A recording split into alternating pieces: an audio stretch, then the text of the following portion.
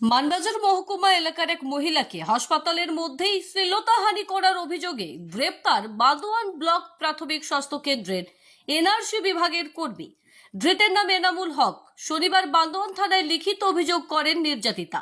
অভিযোগের ভিত্তিতেই বান্দোয়ান থানার পুলিশ তাকে গ্রেপ্তার করে। উনি আমাকে খারাপ ব্যবহার করেছে।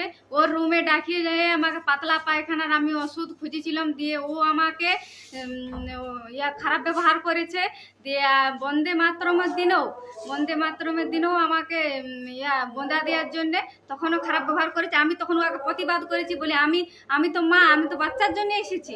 তখন ও বলল যে তুমি টেনশন করো না, কেউ কিছু জানতে পাবো না। আমি বলি না, আমি এটা তো প্রতিবাদ করবো, আমি তো তোমাকে বারণ করছি যে আমার গায়ে হাত দিও না তুমি। তখন ও বললো না, আমি তোমাকে খুব ভালো লেগেছে, তোমার আমার স্বামী বটো। আমি বলি তুমি কি করে ভাবলে যে আমার স্বামী তো বলি আছে, তুমি আমার সাথে এরকম কেন করছো বলি। তখন বলছে না, আমি তোমাকে বলছি ছাড়বো না, আমি খুব ভালোবাসি, আমার বউ আমাকে ভালোবাসে না, আমি তোমার কাছ থেকে ভালোবাসা চাই। আমি বললাম না, এটা কি করে সম্ভব।